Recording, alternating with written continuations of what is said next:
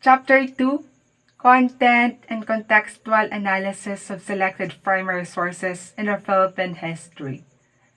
A brief summary of First Voyage Around the World by Magellan by Antonio Figapita. Who is Antonio Figapita? So Antonio Figapita is a famous Italian traveler born in Vicenza around 1490 and died in the same city in 1534, who is also known by the name of Antonio Lombrado or Francisco Antonio Figapita. Initially linked to the Order of Rhodes, which was knight, went to Spain in 1519, accompanied by Monsignor Francisco Chericato, and was made available from Carlos V to promote the campaign initiated by the Catholic monarchs in the Atlantic. Soon, he became a great friendship with Magallanes, who accompanied together with Juan Sebastian Elcano, and the famous expedition to Moluccas began in August of 1519 and finished in September of 1522. Good morning, I am Marclusive Ejerano from B.Ed.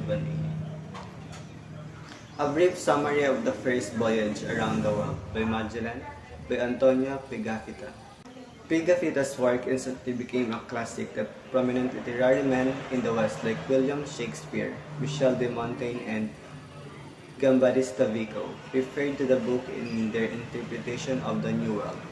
Pigafetta's travelogue is one of the most prominent primary sources in the study of pre-colonial Philippines. In Pigafetta's account, their fleet reached what we call the Ladrones Island or the Islands of Thieves.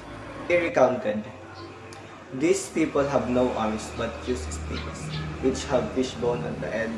They are poor but ingenious and great thieves, and for the sake of that we call these three islands the Ladrones Island."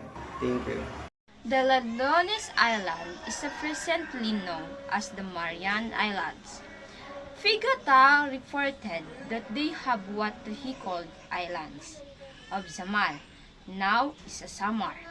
But Magellan decided to land in another uninhabited island for greater security and their safety. In March 18, 9 men come them and show joy and angriness to see of them. Pigata characterized the people was very familiar and friendly and willing to show them different islands. And he go to Homono Island, known as watering place of good singing. On March 25, Pigata reconnoitered that they saw two balanghay or balangay is a long boat full of people in Mazava. The kataas-taasang kagalang-galangang katipunan ng mga anak ng bayan, KKK o Katipunanes, is arguably the most important organization formed in the Philippine history. While anti-colonial movements, efforts, and organization had already been established centuries prior to the foundation of the Katipunan, it was only this organization that envisioned: Number 1, a united Filipino nation that would revolt against the Spaniards for. Number 2, the total independence of the country from Spain. Prior to the formation of the Katipunan, there had been previous armed revolts, but none of them envisioned a united Filipino nation revolting against the colonizers. Diego Silang, for example, was an Ilocano who took up arms and led one of the country's longest-running insurgencies. Silang, however, he was primarily concerned with his immediate surroundings and referred to himself as El Rey de Ilocos, the King of Ilocos. Prior to Katipunan, the national imagination was largely absent from the aspirations of local revolts. On the other hand, propaganda movements led by illustrious figures such as Marcelo H. del Pilar, Graciano Lopez Haina, and Jose Rizal did not seek total independence for the Philippines from Spain. Instead, they demanded equal rights, representation, and protection from the prior's abuses. Katipunan created a complex structure and a defined value system to guide the organization as a collective striving for a single goal in the course of their struggle. The Kartilya ng Katipunan was one of the most important Katipunan documents. The document's original title was Mga Aral ng Katipunan ng mga A and B, or Lessons of the Organization of the Sons of Country. Emilio Jacinto wrote the document in 1896. When Jacinto joined the movement, he was only 18 years old. He was a law student at the Universidad de Santo Tomas at the time. Despite his youth, Bonifacio recognized Jacinto's worth and intellect. And when he saw that Jacinto's Cartilla was far superior to the Decalogue he wrote, he eagerly favored the Cartilla's distribution to their fellow Katipuneros. On April 15, 1896, Bonifacio appointed Jacinto as a commander of the Katipunan in northern Luzon, and he became the organization's secretary and in charge of the Katipunan short-lived printing press. Jacinto was 22 years old at the time. In the time of Magdalena Laguna, he died of malaria at the age of 24. Kartilya ng Katipunan was primarily written by Andres Bonifacio. Emilio Jacinto later made revisions, creating a new rulebook known as Decalogue. It served as a guidebook for newcomers, those people who are willing to join the group. The original version has 14 paragraphs that contains the values that a Katipunero should have. Each paragraph is unique in such a way that they tackle different aspects of a person's life, in which case, anyone may have different interpretation. Hence, it is only appropriate to have a better understanding or explanation to its content. The first code of conduct simply tells us that we must have a purpose-driven life. We must know how to set our goals and find meaning to our life, because without knowing our purpose, we will suffer from unwanted situations. This means that we must not be selfish. We must do good deed not to earn praises, but to show it with our whole heart, because a deed done only for fame is not worthy to be called good. It gives us the real definition of true act of kindness. Being kind is simply seen by the service and love one gives to his or her fellow man without asking anything in return. The fourth rule highlights equality. We are all born to be equal no matter what race, status, and educational background we have. Our society may have divided us into groups, but we must all understand that no one is superior of anyone.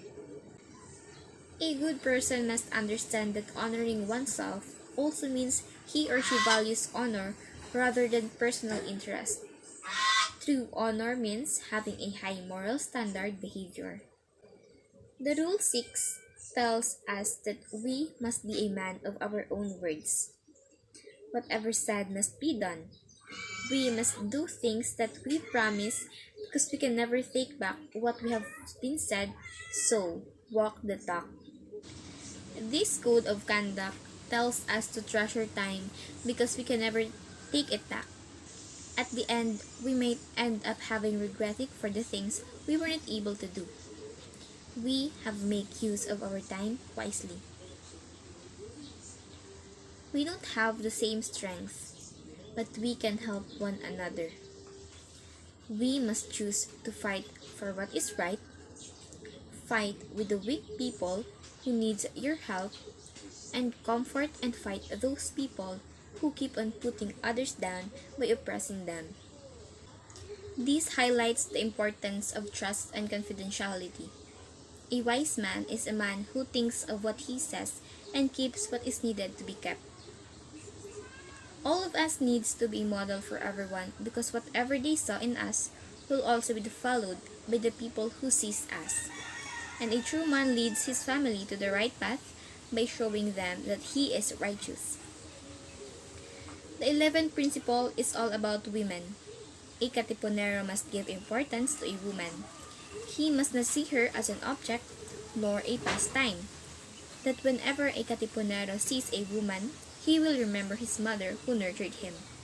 The 12th principle gives importance to every actions that one has to make. A Katipunero must not do the things that he does not want to be done to him or to his family.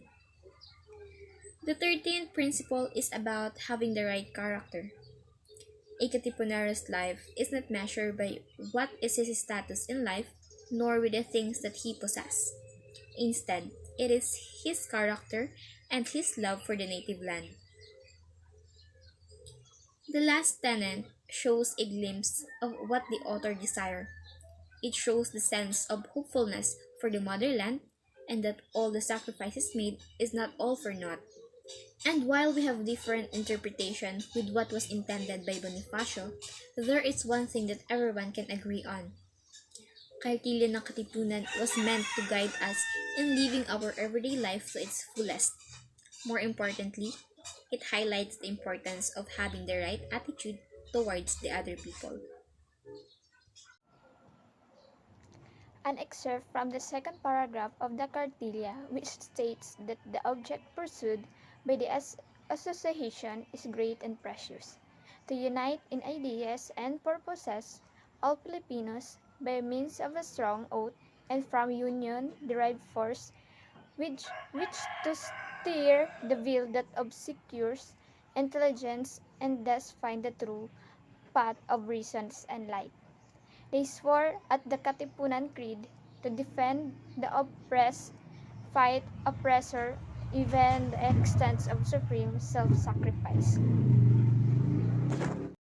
An excerpt from the second paragraph of the Cartilla, which states that one of the most important Katipunan document was the Cartilla ng Katipunan.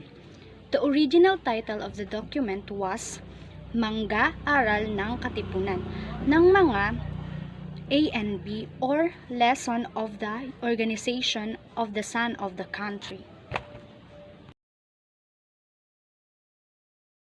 Proclamation on June 12. The declaration was signed by 98 people, among them an American Army officer who witnessed the proclamation who attended the proceedings, Mr. L.M. Johnson, a colonel of artillery.